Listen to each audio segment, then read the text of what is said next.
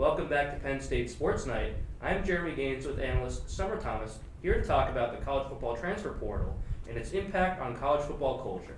Significant changes were made to the transfer portal rules, so let's dive right into the new rules and how they impact the college football landscape. So Sommer, new rules reform really for the transfer portal was passed in October of 2018. So let's talk about what exactly has changed here.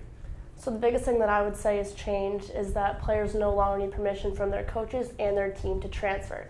They enter their name online and a team can give them a call.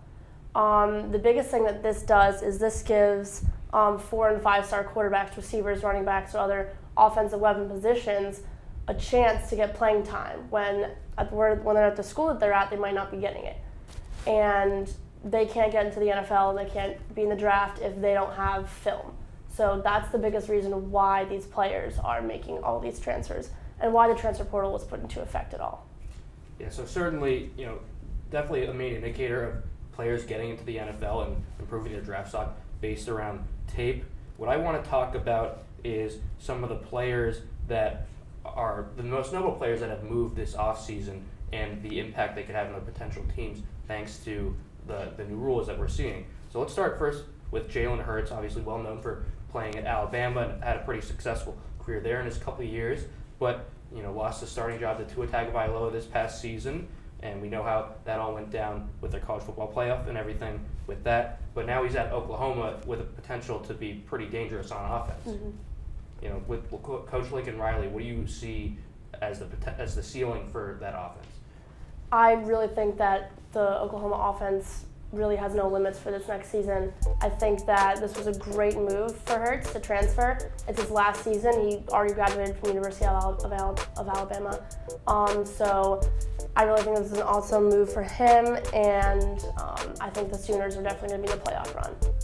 And let's move on to another player here, Juwan Johnson, Penn Stater, former Penn Stater, grad transfer to Oregon. He's going to be playing with Justin Herbert now, who's a pretty experienced quarterback over there, and it's going to be a top 5 NFL draft prospect in 2019, most likely. So that offense could be pretty dangerous as well. He could have a pretty good bounce back season as a grad transfer.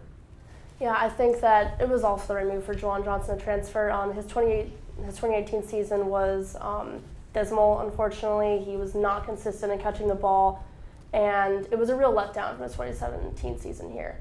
So I think that was a great move for him, and he'll definitely raise his draft stock, I think, that from playing in Oregon than he would have if he stayed here.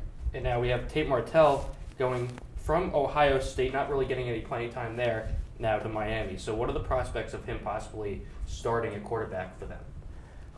He has a decent chance, but one of the freshman quarterbacks at Miami, Perry, he has shown some good film, especially against Florida State last year. And I really think that there's going to be a bit of a competition between him and Martell. Martell is a great quarterback, and it entirely made sense for him to transfer, especially because he was behind Dwayne Haskins, and now he has Justin Fields.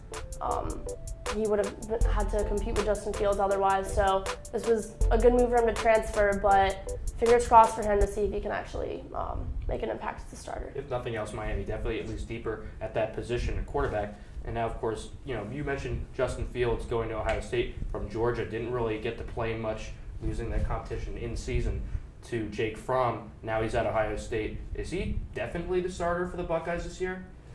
I think he is. I'm not really sure what he was thinking of going to Georgia in the first place. I'm not really sure why he thought he could compete with Jake Fromm, since he seemed like the pretty obvious starter. But Justin Fields was the second-ranked quarterback in his class, and it didn't make any sense for him to go to a school where he had to compete for his job when there were definitely schools that would have been happy to have him start. So I think that his transfer to Ohio State makes sense, and that he will be a for-sure starter next season. Certainly a lot of players benefiting from these new transfer rules. That's all for our rundown on the changes to the college football transfer rules. For Sommer Thomas, I'm Jeremy Gaines. Thanks for watching Penn State Sports Night. Thank you for watching our latest edition of Penn State Sports Night. If you're a fan of our content, please be sure to subscribe to our YouTube channel for more clips. Also follow us on Twitter at PSSNTV and on Instagram at PSU Sports Night to keep up with the action. For all my colleagues, we are Penn State Sports Night.